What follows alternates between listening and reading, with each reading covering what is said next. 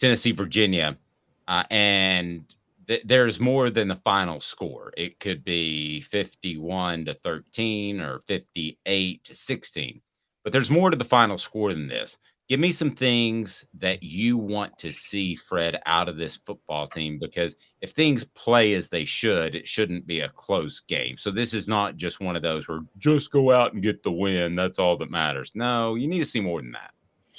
A few things I want to be able to see. Just one thing or have a few things. Can I get all those out? I think I can Uh, get all you, those in. you do what you want to do. You can give me one or two we can discuss, or you can give me all. I'll pick them out, throw them out there. I want to see our defense get after it. You can't win championships. You can't compete for SEC championships without a pass rush. You can't compete for an SEC championship without being able to stop the run and getting sacks, man. We need to have some turnovers. I need to see what that looks like. This new defense we have, I need to see what it looks like. These new guys. The other thing I need to be able to see Okay, can I is stop? Can I stop you on that first one? mhm, Would you rather see them force 4 turnovers, 5 sacks, and 15 tackles for a loss, as opposed to just totally stalemating them and giving up less than 150 total yards, but not with the extracurriculars? if you give up 150 total yards, you should mollywop them, honestly. So, but I'd rather have the stats as well, just simply because those things make a difference. It shows a team, you know what? This is a football team that's going to get after us every week, and they create turnovers. That creates fear. Fear creates, you know, preparation problems for other teams. If you're just stalemating, they can find ways. But man, they got to figure out how to stop this guy, that guy, and that guy. It makes a difference because you got to pay attention to where those guys are on the football field, which makes your quarterback have to think more and your offense have to think more. So I would much rather them have all the stats. Okay, gotcha. All right, give me the next one. And then I'm gonna say I'm I need to see what my offensive line does because I want to make sure we can be able to run the ball. Because in order to win championships, also you have to be able to run the ball. I'm not worried about our passing attack. I think Joe is very well with has a very strong arm. He's got more accuracy. I think he has a lot of weapons to go to, which also helps you with your accuracy when you got big guys that can run and we have that right now. We have about 6 guys that can go out and get that ball. I look at that offensive line as the next thing I'm paying attention to because I need to make sure they can open up holes in SEC play to be able to run the ball effectively. Can you honestly judge that against an opponent like Virginia, though? Yeah, you can because if you can be very effective, you should be very, very effective against a team like Virginia. You should be effective against anyone. Now, if you give up 4 or 5 sacks, then we got to figure out what we're doing wrong. Okay. And remember this, Virginia returns their entire defensive line, and now you have the Cooper Mays issue up front. Hmm. I know Josh Heupel tried to say he might play on Thursday, but he's not going to play. All right. What else? Outside of that, I want to see how many points we can put up. I want to see what the play calling looks like. Can we be very generic and win this game, or do we have to go into the deep bag of tricks to try to win this game? Those are different things that you want to look at and see. And if you shouldn't have to against a team like Virginia, in my opinion, we're considered the number 12 or 13 ranked team in the country. There's no way you should be able to have an issue with them trying to be able to run the ball or put points on the board. Just be more efficient and not have a lot of turnovers or mental mistakes. I watched that Florida team last night, and that's one of the things you saw. You saw mental mistakes and guys not actually getting after it like they should. I want to see the effort, and I also want to see just efficiency. Fred, it's funny. We talked with John Adams earlier this week about there was that whole rumor that Tennessee almost hired Tony Elliott or something like that. We talked about Florida. Tony Elliott and Billy Napier share something in common, which is they were both offensive coordinators under Dabo Swinney. Mm-hmm. Unlike Elliott, Billy Napier actually got fired by Dabo Swinney. Just wanted to point that out. Do you think that I'm going to say something also. Being the offensive coordinator for Dabo Swinney, don't give me. I'm not as impressed because of who Dabo is. He's an offensive guy. But go ahead. I was going to ask you that because with Tony Elliott, I actually kind of wanted Tennessee to hire Tony Elliott 2 years ago before they hired Josh Heupel. I can admit I was wrong when I was wrong, but Do you expect to see since it's his second year at Virginia, do you expect to see a much better coach team than they were last year? What we didn't see from Florida last night, a very improved team, or do you think that they're going to have kind of the same issues that they had last year?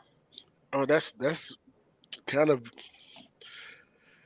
I'm expecting to see a better football team. I think he's a better football coach than maybe not. I think he's a better football coach than Billy Napier, in my opinion. I just don't think they have the talent across the board. Now, I think he will throw the kitchen sink at you early to try to get you on your heels and also stay in the football game. It's kind of that shock and all type of situation. You got to try to figure out ways to beat because then I don't think they feel like they can muscle up with us and manhandle us all over the football field. I think some big plays are going to have to be made for them to even stay in the game.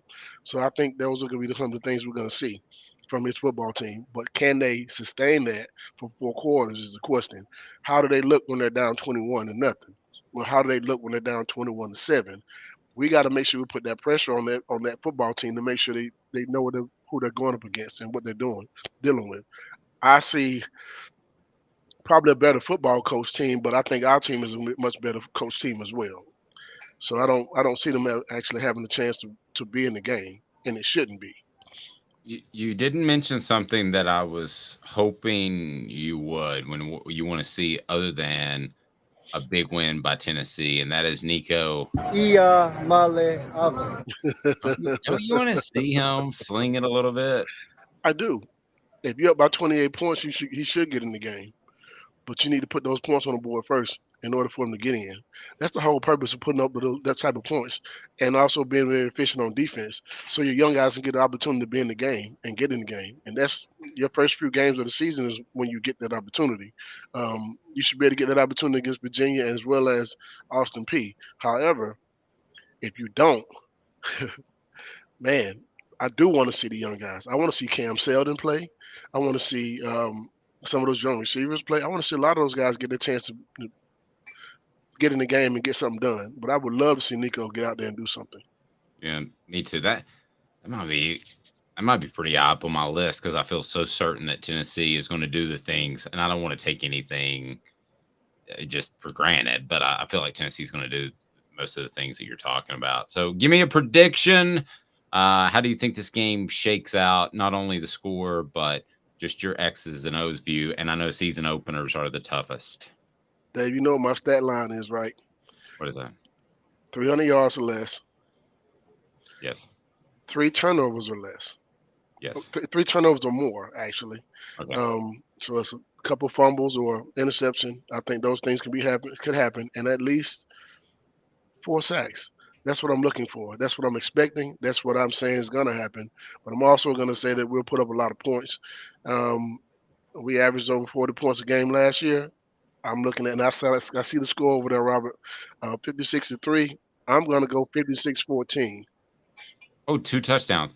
I'm going to go Mhm. 58-9 because I think that ultimately, if they get in the red zone, that Tennessee's speed and quickness is going to be too much for them even to be able to get open. And I think Tennessee will have that sort of pride as the offense scores a lot. And I'm sure you've been in situations where the offense is playing really well, Mhm. and you want to hold up your end of the bargain. So, Fred, where are you, by the way?